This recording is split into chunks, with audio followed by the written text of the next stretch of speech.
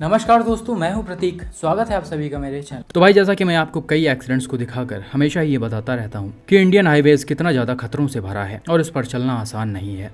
और ये चीज़ वो लोग और भी अच्छी तरह से जानते होंगे जो रेगुलर इन हाईवेज पर ट्रेवल करते हैं। इन पर कई सारी ऐसी चीज़ें होती हैं जिसका लोगों को बिल्कुल भी एक्सपेक्टेशन नहीं होता है और इसी चक्कर में काफ़ी बड़े बड़े एक्सीडेंट्स भी हो जाते हैं।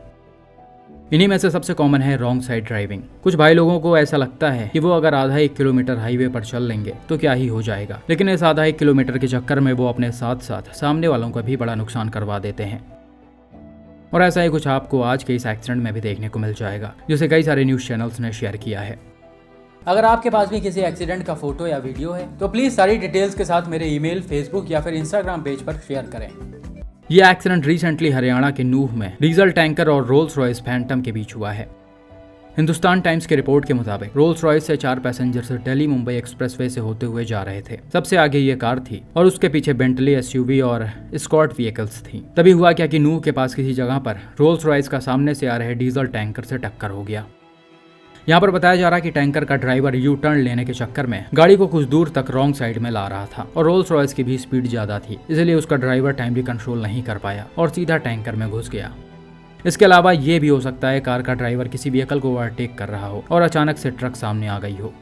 खैर, जो भी हो, टक्कर बहुत ही भयानक था जिसमें दोनों गाड़ियों के परखच्चे उड़ गए।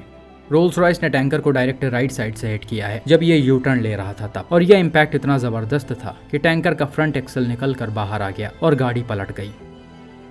इसी के साथ कार में भी काफी नुकसान देखा जा सकता है। सामने से डायरेक्ट लड़ने की वजह से इसका फ्रंट काफी हद तक खत्म हो गया है। फोटोज में आप क्लियरली देख पा रहे होंगे इधर कुछ भी सेफ नहीं बचा है।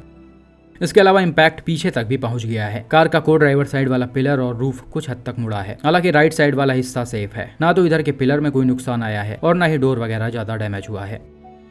ये तो थी एक्सीडेंट के तुरंत बाद की फोटोज, लेकिन इसी के कुछ देर में इस गाड़ी में भी आग लग गया था और देखते ही देखते ये पूरी तरह से जलकर राख हो गई। फोटोज में आप साफ देख पा रहे होंगे जलने के बाद इस गाड़ी में कुछ भी नहीं बचा है, सिर्फ इसके अलॉयज थोड़े बहुत पहचान में आ रहे। बात करें पैसेंजर्स की तो अनफॉर्चुनेटली टैंकर के ड्राइवर और को ड्राइवर की ऑन द स्पॉट डेथ हो गई, जबकि रोल्स रॉयस के 4 पैसेंजर्स को इंजरीज के साथ हॉस्पिटल में एडमिट करवाया गया है। उम्मीद करते हैं वो सेफ हों।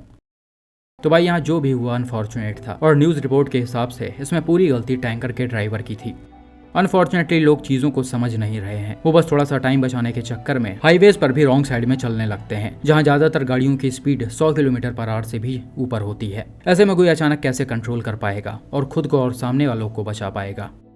और ये गलतियां सिर्फ हैवी व्हीकल्स वाले ही नहीं बल्कि बाइक, ट्रैक्टर और कार वाले भी बराबर करते हैं। इनफैक्ट ये ज्यादा ही करते हैं और इसका भी रिजल्ट आपने कई बार चैनल पर देखा होगा।